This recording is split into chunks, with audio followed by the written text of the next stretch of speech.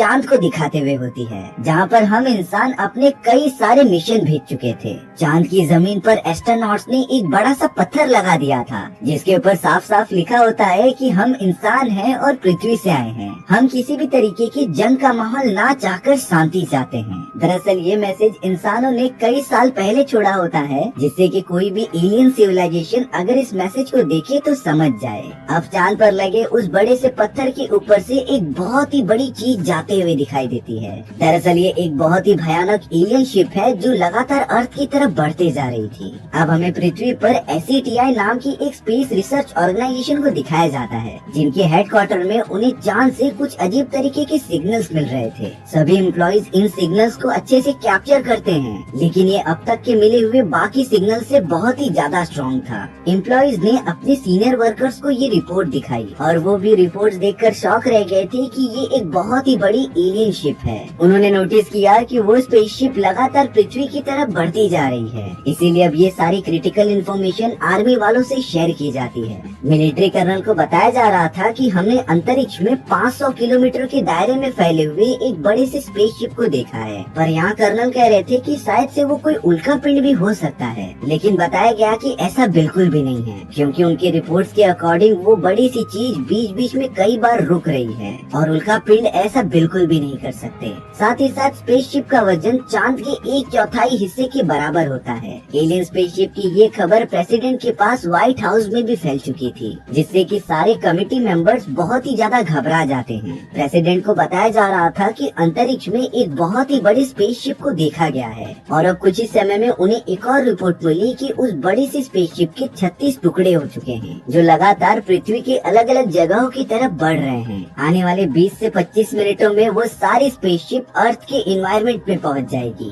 किसी को नहीं अंदाजा था कि ये एलियन क्रिएचर इंसानों पर हमला करने आए हैं या फिर किसी और मकसद से। धीरे धीरे ये बातें शहर में फैलने लग जाती हैं। बहुत सारे सिटीजन्स कंप्लेन कर रहे थे कि उन्हें आसमान में कोई अजीब सी चीज दिखाई दे रही है, जो लगातार अर्थ के पास आते ही जा रही है। प्रेसिडेंट यहाँ एयरफोर्स की कुछ टीम भेजते हैं जो स्पेसशिप के पास जाकर कुछ पता लगा सके, लेकिन जब सारे फायर फाइटर्स प्लेन स्पेसशिप के जरा सा भी करीब जा रहे थे, तभी अचानक उनके प्लेन्स और फाइटिंग जेट्स एकदम से जलकर खाक हो जाते हैं। प्रेसिडेंट और US मिलिट्री को इस बात का जरा भी अंदाजा नहीं था, लेकिन इससे ये बात तो क्लियर हो जाती है कि वो एलियंस यहाँ पर इंसानों से दोस्ती तो नहीं करने आए हैं। कैलकुलेशन के मुताबिक वो सारे 36 के 36 स्पेसशिप अलग अलग सिटी में जाकर फैल गए थे। देखते ही देखते पूरी सिटी ही कवर हो जाती है स्पेसशिप से। उनका साइज इतना ज्यादा बड़ा था, एक स्पेसशिप तो मॉस्को सिटी के ठीक ऊपर ही खड़ा हो जाता है। प्रेसिडेंट बिल्कुल भी नहीं समझ पा रहे थे कि वो अपना कौन सा डिसीजन ले।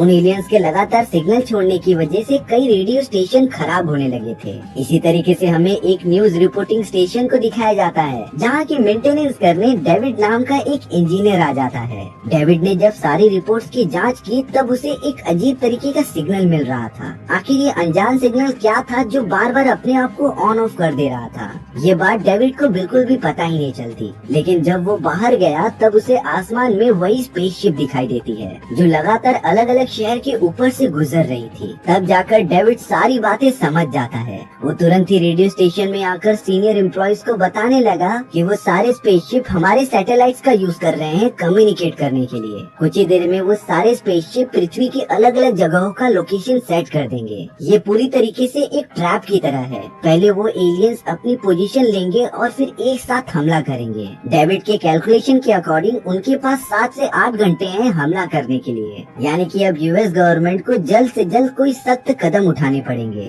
डेविड अपनी एक्स वाइफ को कॉल कर देता है, जिसका नाम मिया था। वो प्रेसिडेंट के साथ ही व्हाइट हाउस में कम्युनिकेशन डिपार्टमेंट में काम किया करती थी। डेविड बताता है कि मुझे ये खबर जल्द से जल्द प्रेसिडेंट तक पहुंचानी है, नहीं तो बहुत ही ज्यादा देर हो जाएगी। अब यहाँ लिया डेविड को सीधा इग्नोर करके कॉल डिस्कनेक्ट कर देती है, लेकिन अब डेविड को कैसे भी करके प्रेसिडेंट को ये बात बतानी ही थी, इसीलिए वो अपने फादर के साथ निकल पड़ा व्हाइट हाउस जाने के लिए। जल्द से जल्द डेविड व्हाइट हाउस पहुंचकर प्रेसिडेंट से बात करने लग जाता है। प्रेसिडेंट भी डेविड को रोकता नहीं और उसकी बात सुन रहा था, क्योंकि डेविड और प्रेसिडेंट एक दूसरे को बहुत पहले से जानते थे। हालांकि मिया डेविड पर बहुत गुस्सा होती है उसके यहाँ आने पर, लेकिन इस बार डेविड मिया को इग्नोर करता है। डेविड ने प्रेसिडेंट और आर्मी ऑफिसर्स को बताया कि हमारी पृथ्वी गोल होने के कारण वो सारे एलियन स्पेसशिप एक दूसरे से ज्यादा कनेक्ट नहीं हो सकते, इसीलिए एलियंस हमारे सैटेलाइट सिस्टम का यूज कर रहे हैं कम्युनिकेट करने के लिए। साथ ही साथ वो अपने लोकेशन को पृथ्वी के अलग अलग जगहों पर सेट भी कर रहे थे और ठीक 7 घंटों बाद शायद से वो सारे स्पेसशिप हम इंसानों पर हमला कर दें। प्रेसिडेंट भी अपनी सारी मिलिट्री के साथ इस बात की तह तक जाने की कोशिश करते हैं। प्रेसिडेंट ने अपने शहर के ऊपर ही मौजूद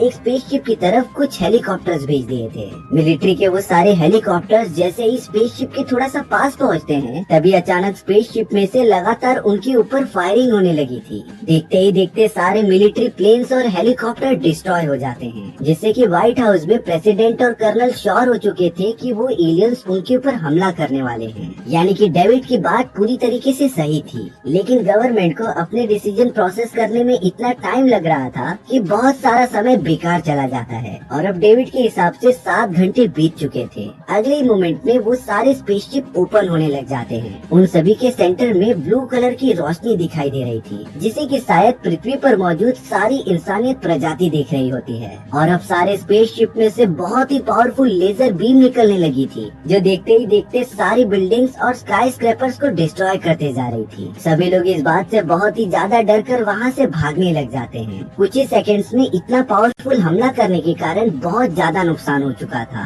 कई सारे लोग इस हादसे में मारे गए। जो भी लोग बच गए थे वो शहर से दूर जाने की कोशिश कर रहे होते हैं। यहाँ प्रेसिडेंट को अपने डिसीजन पर बहुत ही ज्यादा गिल्टी फील हो रहा होता है कि अगर उन्हें खतरे का अंदाजा पहले से था तब वो सभी लोगों को सिटी से बाहर निकाल सकते थे, लेकिन उन्होंने ऐसा नहीं किया और अब कई सारे सिटीजन्स को अपनी जान से हाथ धोना पड़ता है। वो एलियन स्पेसशिप तो हम इंसानों को चींटी की तरह मसल दे रहे थे। अब यहाँ यूएस मिलिट्री सोल्जर्स बहुत ही ज्यादा गुस्सा हो जाते हैं। वो सब तो अपनी टीम बनाकर फाइटिंग जेट्स की मदद से स्पेसशिप पर हमला करने चले गए थे। उन सभी के बहादुर कैप्टन का नाम स्टीवन था, जो अपनी टीम को स्पेसशिप के ऊपर फायर करने का ऑर्डर देता है, लेकिन वो सारी गोलियां स्पेसशिप को लगने से पहले ही डिस्ट्रॉय हो जा रही थी, क्योंकि हर एक स्पेसशिप के चारों तरफ एक इनविजिबल प्रोटेक्शन वॉल होती है, जिसे तोड़ना शायद हम इंसानों के बस की बात नहीं। और अब अगले ही मोमेंट में बड़े से स्पेसशिप के अंदर से छोटे छोटे मल्टीपल स्पेसशिप बाहर निकलने लग जाते हैं। इन छोटे स्पेसशिप ने लगातार मिलिट्री वालों की फाइटिंग जेट्स पर हमला करना स्टार्ट कर दिया था। एलियंस की तो लेजर बीम भी बहुत ज्यादा पावरफुल होती है। चारों तरफ से हमला करने की वजह से बहुत सारे फाइटिंग जेट्स और सोल्जर्स मारे गए थे।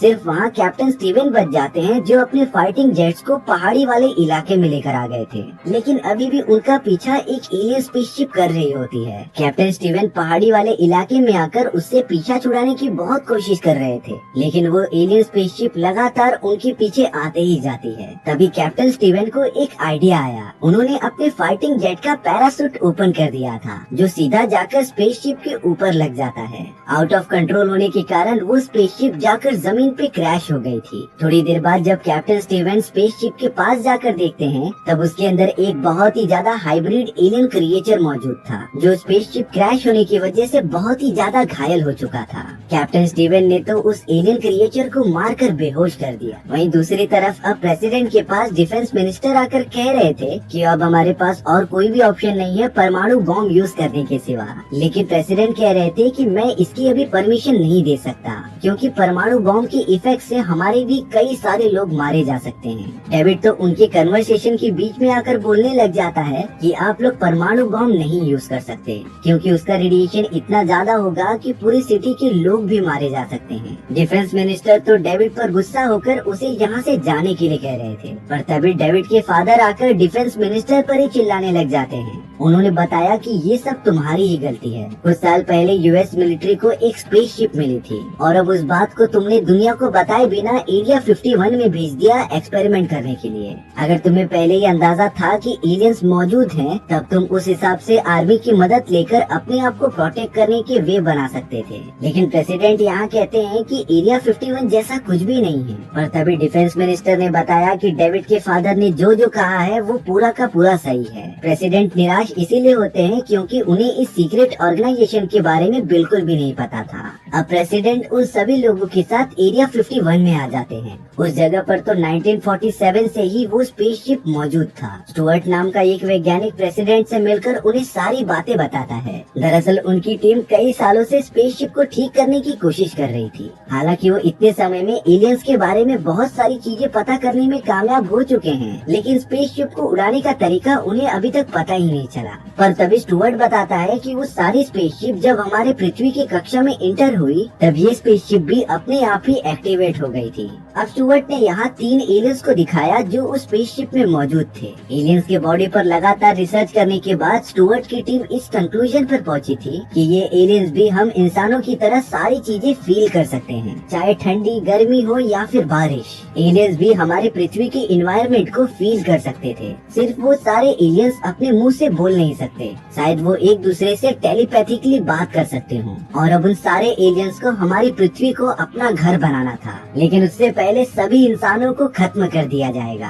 अब हमें दूसरी तरफ कैप्टन स्टीवन दिखाए जाते हैं जो अपने पैरासूट में उसी एलियन को पकड़कर आगे बढ़ रहे थे। वो तो एक भीड़ वाले इलाके में पहुंच जाते हैं जहां पर बहुत सारी वैन्स आती हुई दिखाई दे रही थी। कैप्टन स्टीवन ने तो रसेल नाम के एक आदमी को रोककर उससे लिफ्ट मांग ली थी। रसेल एक पायलट था जिसे कि कुछ सालों पहले एलियंस ने ही किडनैप कर लिया था। रसेल ने जब ये सारी बातें सभी को बताने की कोशिश की तब उसके ऊपर कोई भरोसा ही नहीं करता। अब कैप्टन स्टीवन यहाँ पर रसेल के साथ एक खुफिया मिलिट्री बेस की तरफ निकल पड़ते हैं। ये मिलिट्री बेस एरिया 51 ही था, लेकिन कुछ आर्मी ऑफिसर्स उन्हें अंदर जाने की परमिशन नहीं दे रहे थे। तब जाकर कैप्टन स्टीवन ने उस एलियन क्रिएचर को दिखाया जिससे कि उन्हें अंदर जाने की परमिशन मिल जाती है। स्टुअर्ट और उसकी पूरी टीम एलियन का कवच फाड़कर चेक कर रहे थे, पर तभी वो एलियन अपने होश में आने लग जाता है। अगले ही मोमेंट में स्टुअर्ट के सर में काफी तेजी से दर्द होने लगा था। दरअसल वो एलियन टेलीपैथिकली स्टुअर्ट के दिमाग से कनेक्ट हो रहा होता है, जिसे कि स्टुअर्ट सहन नहीं कर पा रहा था।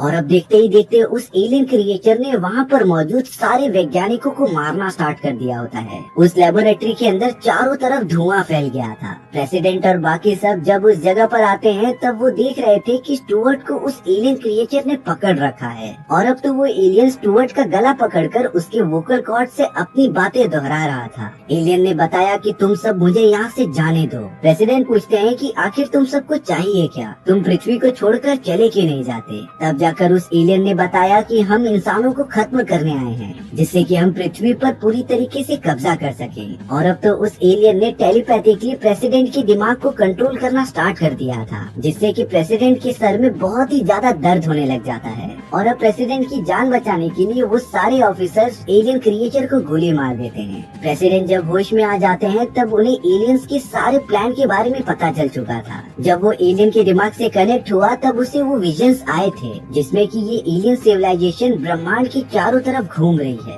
और जो भी प्लेनेट उनके सामने आता है वो वहाँ पर रहने वाली सिविलाइजेशन को डिस्ट्रॉय करके उनके ऊपर अपना हक जमा लेते थे। अब यहाँ प्रेसिडेंट के पास कोई और ऑप्शन नहीं होता परमाणु बम यूज करने के सिवा। मिलिट्री वालों को बोलकर एक बहुत ही पावरफुल परमाणु बम एक स्पेसशिप के ऊपर फायर कर दिया जाता है, लेकिन जिसका डर था वही हुआ। स्पेसशिप की प्रोटेक्शन वॉल इतनी ज्यादा स्ट्रॉन्ग होती है कि परमाणु बम भी उसका कुछ बिगाड़ नहीं पा रही थी। उल्टा वो परमाणु बम जिस शहर पर गिराया गया था उसके इफेक्ट से कई सारे लोग मारे जाते हैं। अब तो परमाणु बम जो उनका आखिरी उम्मीद थी वो भी फेल हो चुकी है। कैप्टन स्टीवन पास ही वाले आर्मी बेस से अपनी वाइफ और बेटी को बचाने के लिए चले गए थे, पर वहाँ पर कैप्टन स्टीवन देखते हैं कि प्रेसिडेंट की पत्नी बहुत ही ज्यादा घायल अवस्था में पड़ी है। इसीलिए स्टीवन ने प्रेसिडेंट की वाइफ को भी अपने साथ ले लिया, लेकिन प्रेसिडेंट की वाइफ की जल्द ही मौत हो जाती है। प्रेसिडेंट की वाइफ और कोई नहीं बल्कि मिया थी। जब ये बात डेविड को पता चलती है तब वो पूरी तरीके से टूट चुका था। उसने तो बहुत ही ज्यादा ड्रिंक्स कर ली होती है। डेविड के फादर उसे कह रहे थे कि तुम इतनी ज्यादा मत पियो क्योंकि इससे तुम्हारा हेल्थ बहुत ही ज्यादा खराब हो सकता है। अब यहाँ से डेविड के दिमाग में एक बहुत ही अच्छा आइडिया आया। वो तुरंत ही पहुँच जाता है एरिया 51 में जहाँ पर वो स्पेसशिप रखा हुआ था। डेविड ने सबसे पहले एक कैन ली और उस स्पेसशिप के ऊपर रख दिया, जिसके बाद डेविड एक ऑफिसर से कहता है कि आप अपने बंदूक की मदद से कैन को निशाना लगाओ। पहली बार तो स्पेसशिप के प्रोटेक्शन वॉल की वजह से उनका निशाना कैन को नहीं लगता, लेकिन यहाँ डेविड ने अपने कंप्यूटर पर कुछ कोडिंग की और दूसरी बार ऑफिसर को कैन पर निशाना लगाने के लिए कहा। ऑफिसर ने जैसे ही गोली चलाई वो डायरेक्टली जाकर इस बार कैन को लग जाती है, यानी कि इस टाइम स्पेसशिप की प्रोटेक्शन वॉल गायब हो चुकी थी। कर्नल डेविड से पूछ रहे थे कि आखिर तुमने ऐसा कैसे किया। तब जाकर डेविड बताता है कि जिस कैन को मैंने स्पेसशिप के ऊपर रखा था उसके अंदर एक छोटा सा वायरस था जिसने स्पेसशिप के सिस्टम को करप्ट कर दिया होता है और इसी वजह से स्पेसशिप का प्रोटेक्शन कवच टूट गया। सेम ऐसा ही हमें उन एलियंस की मदरशिप के साथ करना है। हम अगर मदरशिप को डिस्ट्रॉय करने में कामयाब हो जाएंगे तब बाकी स्पेसशिप एक दूसरे से कम्युनिकेट नहीं कर पाएगी। लेकिन सबसे बड़ी बात थी कि इस वायरस को मदरशिप के अंदर लेकर कौन जाएगा। तब जाकर डेविड ने आइडिया दिया कि हम अपने लेबोरेटरी में पड़ी इस स्पेसशिप का यूज कर सकते हैं मदरशिप के अंदर जाने के लिए। पर सबसे बड़ी प्रॉब्लम थी कि स्पेसशिप को उड़ाएगा कौन। कैप्टन स्टीवन ने बताया कि मैंने उन एलियंस की स्पेसशिप को उड़ाते हुए बड़ी बारीकी से देखा है,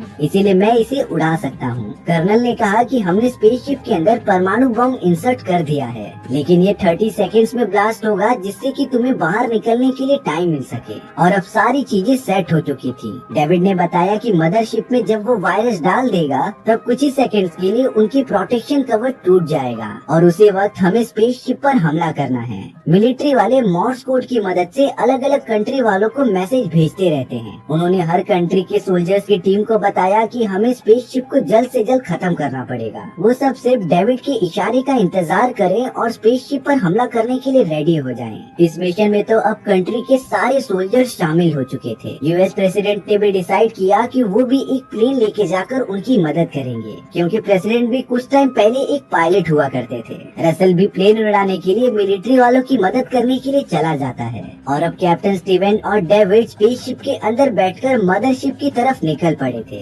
उनकी स्पेसशिप देखकर उन्हें एक्सेस मिल जाता है मदरशिप के अंदर एंटर होने के लिए। अंदर जाने के बाद उन्होंने देखा कि वहाँ एलियन स्पेसशिप के भंडार पड़े हुए हैं जो एक के बाद एक उसके सरफेस के साथ जुड़ते जा रहे थे। कैप्टन स्टीवन भी स्पेसशिप को वहाँ पर कनेक्ट कर देता है, जिसके बाद डेविड तुरंत ही मदरशिप के अंदर वायरस अपलोड करने लगा था। कुछ ही सेकंड्स के अंदर ही अंदर वो डेडली वायरस पूरे मदरशिप में फैल जाता है और अब डेविड ने मिलिट्री वालों को सिग्नल भेज दिया था हमला करने के लिए। एक मिलिट्री सोल्जर जब मिसाइल फायर करता है स्पेसशिप की तरफ तब प्रोटेक्शन वॉल अभी भी मौजूद थी, लेकिन थोड़ी देर बाद जब प्रेसिडेंट ने ट्राई किया मिसाइल फायर करके तब स्पेसशिप के ऊपर प्रोटेक्शन वॉल नहीं थी, जिससे कि मिसाइल डायरेक्टली जाकर स्पेसशिप को लग जाती है। और अब मिलिट्री वालों को क्लीन चिट मिलने की वजह से वो लगातार स्पेसशिप के ऊपर फायर करने लग जाते हैं। लेकिन अब उसके अंदर से बहुत सारी छोटी छोटी स्पेसशिप निकलने लगी थी जो मिलिट्री वालों के फाइटिंग जेट्स पर हमला करने लग जाती हैं। सभी लोग लगातार एलियन स्पेसशिप से लड़ते जा रहे थे। उस बड़ी सी स्पेसशिप का अब मेन डोर ओपन हो रहा था लेजर बीम फायर करने के लिए, पर तभी प्रेसिडेंट मौका देखकर अपने फाइटिंग जेट की मदद से एक मिसाइल वहाँ पर फायर कर देते हैं, लेकिन उनका ये निशाना चूक गया था। रसल भी फाइटिंग जेट के साथ वहाँ मौजूद होता है। उसके पास भी एक मिसाइल थी जिसे लेकर वो उस जगह पर फायर करने चला गया था, लेकिन बदकिस्मती से उसकी मिसाइल फायर ही नहीं हो रही थी। इसीलिए अब रसल अपनी जान की परवाह किए बिना मिसाइल्स के साथ फाइटिंग जेट्स को ही उस स्पेसशिप के मेन डोर से भिड़ा देता है, जिससे कि स्पेसशिप के अंदर बहुत ही बड़ा धमाका हुआ और वो जमीन पर गिरकर डिस्ट्रॉय हो गई। वहीं दूसरी तरफ मदरशिप के अंदर कैप्टन रसल और डेविड अब फंस चुके थे, लेकिन उन दोनों ने अब डिसाइड किया कि वो परमाणु बम छोड़ देंगे। परमाणु बम फायर करने के बाद 30 सेकंड्स का काउंटडाउन चालू हो गया था, इसीलिए वो अपने स्पेसशिप से लगातार बाहर निकलने की कोशिश करते रहते हैं। उस परमाणु बम का टाइम खत्म ही होने आ गया था, तभी कैप्टन स्टीवन और डेविड मदर स्पेसशिप से बाहर आ जाते हैं। परमाणु बम के ब्लास्ट होते ही मदर स्पेसशिप पूरी तरीके से डिस्ट्रॉय हो चुकी थी। मदरशिप का बाकी स्पेसशिप से भी कनेक्शन टूट जाता है। कुछ देर बाद हमें पता चला कि वो सारी बाकी स्पेसशिप को भी अलग अलग कंट्री के सोल्जर्स ने हमला करके पूरा डिस्ट्रॉय कर दिया है। यानी कि एक तरीके से हम इंसानों ने मिलकर एलियंस को पूरी तरीके से डिस्ट्रॉय कर दिया। इन सारी चीजों से हम इंसानों को एटलीस्ट ये तो पता चला कि पूरे ब्रह्मांड में वो अकेले नहीं है और अब उन्हें इन्हीं एलियन टेक्नोलॉजी का यूज करके अपने आप को बहुत ही एडवांस करना होगा। इसी अंतिम संदेश के साथ ये कहानी यहीं पर खत्म हो जाती है। सो व्यूअर्स, आपको ये स्टोरी कैसी लगी कमेंट सेक्शन में बताना भूलना मत। अगर आपको मेरा एक्सप्लेनेशन 1% भी अच्छा लगा होगा ना तो वीडियो को लाइक एंड चैनल को सब्सक्राइब जरूर कर देना। मिलते हैं इसी तरीके की मजेदार कहानियों में, तब तक के लिए बाय बाय।